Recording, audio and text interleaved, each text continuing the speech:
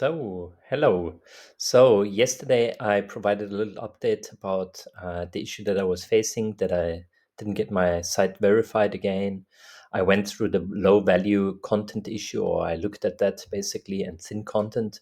It was hard to me, or for me, to find out what exactly the issue is. So, I think it's low value a little bit, maybe. I thought initially, but then I thought maybe it's rather thin content.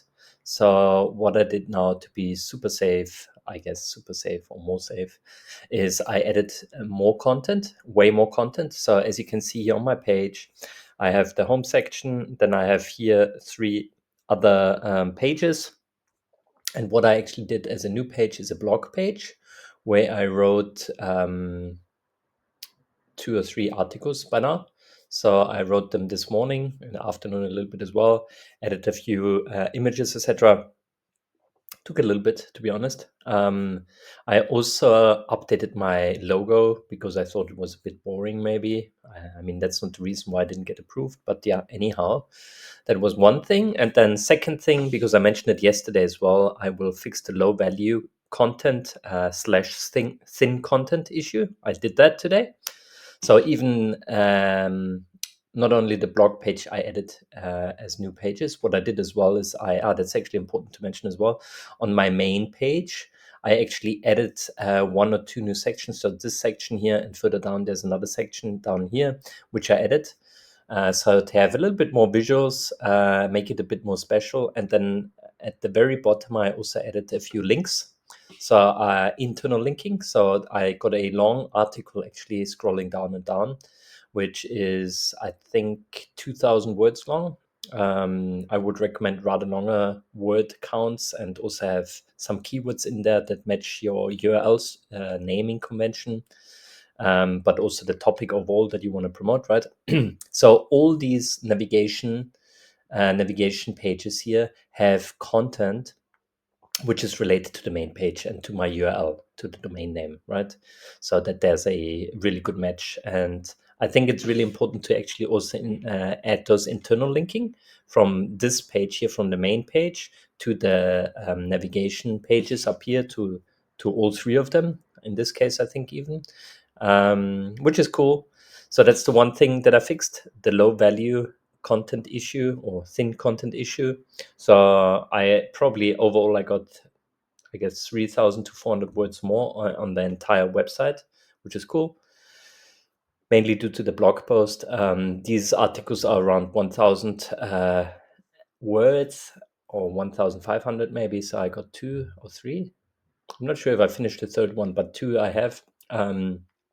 Anyhow, and then the second thing that I did is I actually moved my temporary URL. It was kind of like sitting on a subdomain from a hosting provider, which was not ideal. So I actually moved it over to a real 100% URL, like a proper URL .com address, which I'm paying a little bit for.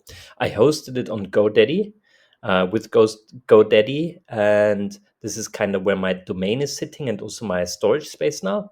So I had GoDaddy before, because for my other pages or my other sites, I have two or three other, maybe four other pages as well, as well, domains. And I'm using the web space there, and also I'm buying actually the domains over GoDaddy. Maybe check it out, godaddy.com. I think they're a really good provider. I prefer actually having my hosting and my URL under the same platform. You could also, host somewhere else with HostGator or Bluehost or whatever, and buy the domain name potentially from GoDaddy or something. But then you just have to change your DNS settings. It's pretty simple anyway. If you make a few searches in Google or on ChatGPT, it's pretty simple. You just have to change your DNS name server. That's basically it.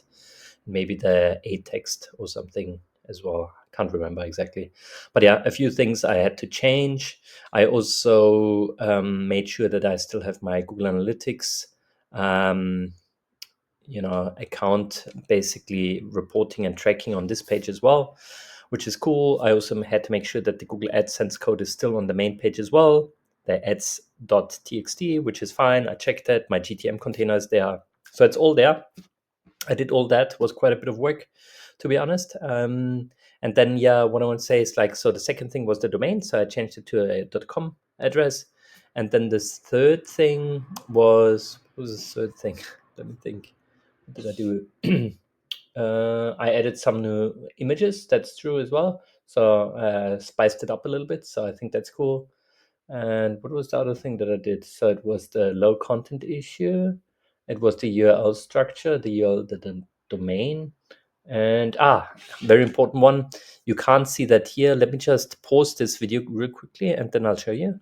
So actually, didn't even need to pause because I just found it here. So can you see this here next to that image here? You can see it now, right? So if I click that, so what I did is I set up Cookiebot. So change your consent, right? So for example, due to the EU GDPR and the, how's it called in America, the CACP or whatever it's called, the privacy regulations that ensure that people aren't being tracked without their consent. I actually signed up for a free account, Cookiebot. I think that's a 14-day trial version. So just check it out. It's called Cookiebot. There are heaps of the other ones of them, like Cookie First. I don't know. I just researched those both. I went for Cookiebot because I know this one pretty well from people or other websites, and I like the layout as well. So get Cookiebot. Or I would recommend that. I think it's staying a free version if I'm only, tracking or having less than 50 pages, which I have. So I should be fine with that. So I don't want to pay for that, to be honest, but let's see if I have to. And then set up all the requirements for that. Basically, in a nutshell, what you have to do is you have to have your Google Tag Manager account, right? You have that. And then within Google Tag Manager, you have to follow a few steps. For example, you have to look at the template library, which, for example, is, I think it's called CMP, Cookie CMP or something, Cookiebot CMP. You can search for it, and then you have to follow a few steps. It's not hard, to be honest. There's something like, how should I say? In essence, what you want to have is you want to track somebody only if people actually allow all, or do this here, allow the selection, right? And this information you need to actually set up within Google Tag Manager to pass the information from that user via the data layer to Google Analytics. But you have to research it yourself a little bit. What I will do, so it's easier for you, I found a really good YouTube video from a guy who's actually explaining it really nicely. I went through the steps and it was really easy to do, or fairly easy to do, to be really honest. So yeah, look at the link down there. I'll link that in there. I'll also link the Cookiebot provider here, maybe another one if you wanted, the two ones that I've checked out. And then the third thing that I could link as well is maybe the GoDaddy domain if you want to. So you can actually be safe clicking through to the right provider. So I'll put that in the link. But yeah, that's my update. I also verified the page again. So it's going through approval again. So actually, I hope it will go through quicker this time, because last time I tracked the timers was 18 days. 18 days. And I think the first time when I waited was around 18 days as well. So, yeah, fingers crossed it goes through quicker this time. And yeah, I'll keep you posted. Bye bye. Keep watching, keep learning. Bye.